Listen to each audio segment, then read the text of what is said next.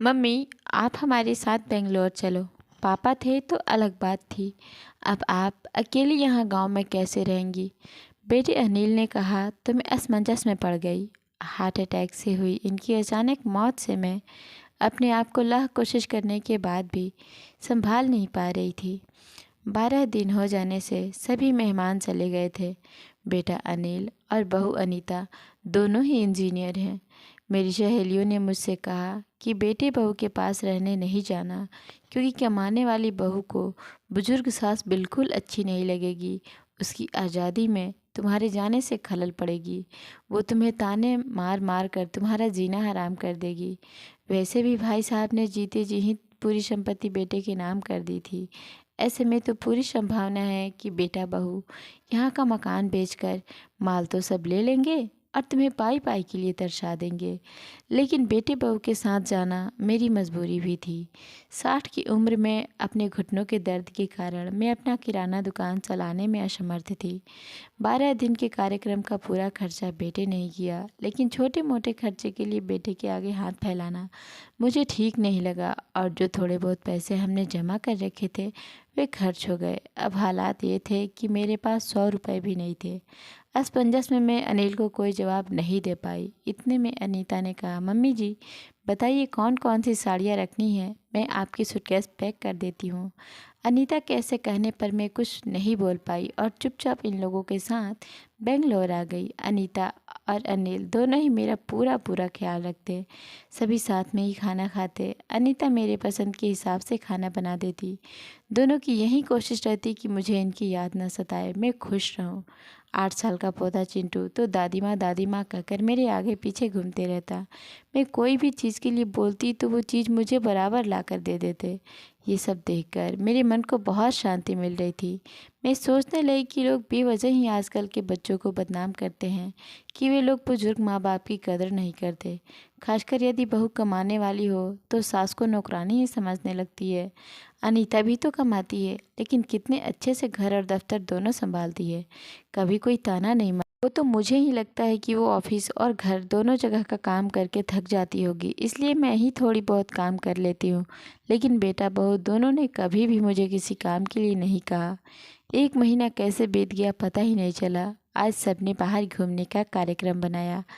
Mall में घूमते घूमते अनिल और अनीता एक दुकान से कुछ खरीदारी करने लगे। मैं और चिंटू थोड़ा आगे निकल गए। आइसक्रीम की दुकान पर चिंटू ने कहा, दादी माँ मुझे आइसक्रीम खानी है। मेरे ऊपर तो मानो बिजली गिर गई, क्योंकि मेरे पास तो पैसे थे ही नहीं। इतने दिनों से पैसों की कोई ज़रूरत महसूस भी नहीं हुई थी। अब क्या करूँ? मेरा उतरा हुआ चेहरा देखकर चिंटू ने कहा, दादी माँ प्लीज़ ले दीजिए ना। सॉरी बेटा, मैं अपना पर्स घर में ही भूल गई। मेरे ऐसा कहने पर चिंटू ने मेरी तरफ कुछ अजीब नज़रों से देखा। उसे लगा कि आइसक्रीम ना दिलाना पड़े इसलिए मैं बहाना मार रही हूँ, लेकिन मैं कर भी क्या सकती थी। मुझे अपनी बेबसी पर रोना आने लगा। मैं कैसी दादी हूँ कि अपने पोते को आइसक्रीम भी नहीं दिला सकती।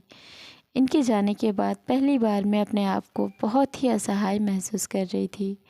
हमने बाहर डिनर किया। अनीता ने मेरे पसंद की काजू करी ऑर्डर की थी, लेकिन मुझे उसमें भी स्वाद नहीं आ रहा था। घर आने पर थोड़ी देर सभी ने टीवी देखी। अनिल सोने चला गया और अनीता चिंटू के कमरे में गई ताकि मच्छर की टिकिया लगाकर उसे ब्लैंकेट आदि देकर सुला दे। मैं भी अपने कमरे में सोने जाने लगी। इतने में मुझे चिंटू की आवाज़ सुनाई दी, मम्मी दादी माँ बहुत ही कंजूस है। तू ऐसा कैसे बोल रहा है? हाँ मम्मी, आज मॉल में घूमते वक्त मैंने दादी माँ को आइसक्रीम दिलाने कहा तो उन्होंने कहा कि वे अपना पर्स घर में ही भूल गई हैं। कितना अच्छा है ना मम्मी कि बाहर जाओ तो पर्स ही साथ में ना ले जाओ, तो कुछ खर्च ही नहीं होगा। कंजूस दादी माँ। ये क्या है चिंटू? दादी माँ के लिए ऐसा बोलते वक्त तुम्हें ज़रा भी विचार नहीं आया? क्या तुम उनके दुख को समझ सकते हो कि वो फ़िलहाल कितने दुख में हैं? दादी माँ को क्या दुख है? बेटा, अभी तक दादी माँ और दादाजी गांव में एक साथ रहते थे। अब अचानक दादाजी हम सबको छोड़कर चले गए।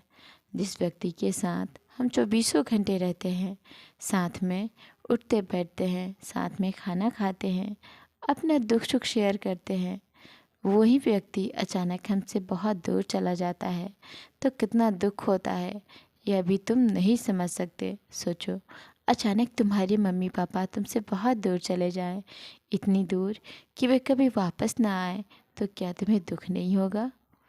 नहीं मम्मी, मैं आप लोगों के बिना नहीं रह सकता। बेटा, फिर सोचो दादी माँ दादाजी के बिना कैसे रह रही होगी।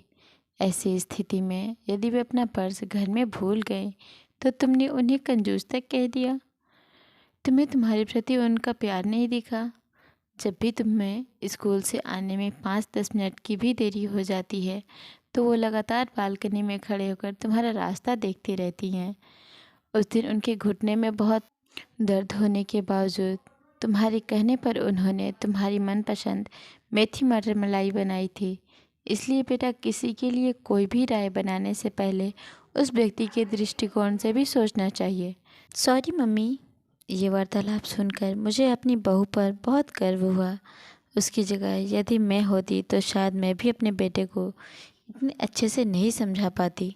सुबह अनिल ऑफिस चला गया और चिंटू स्कूल। अनीता ऑफिस जाते जाते मेरे हाथ में कुछ रुपए देने लगी। ये क्यों बहू, मुझे पैसों का क्या काम है?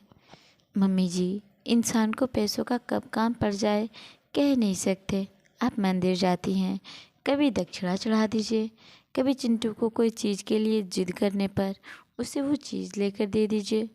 लेकिन बहू, मम्मी जी, यदि यह पैसे अनिल आपको देते तो क्या आप मना करती? नहीं ना। आपकी बहू भी कमाती है तो फिर क्या आप अपनी बहू से पैसे क्यों नहीं ले सकती?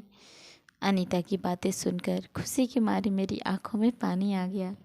जो बात मेरा बेटा भी ना समझ सका वो बात मेरी बहू ने समझ ली थी। मैं ईश्वर से प्रार्थना करने लगी कि मेरे जैसी बहू वो सबको दे। दोस्तों, लोग बेवजह ही कुछ कमाने वाली बहुओं के दुर्व्यवहार को देखकर सभी कमाने वाली बहुओं पर लांछन लगाते हैं कि वे तुनक मिजाज और घमंडी होती है, सास ससुर उनको बिल्कुल अच्छे नहीं लगते आदि। कुछ बहुएं अनीता जैसी समझदार, सुलझे विचारों वाली, बड़ों का सम्मान करने वाली भी होती हैं। आज अनीता ने कमाने वाली बहू के बारे में मेरी आंखों पर पड़ा पर्दा हटा दिया था।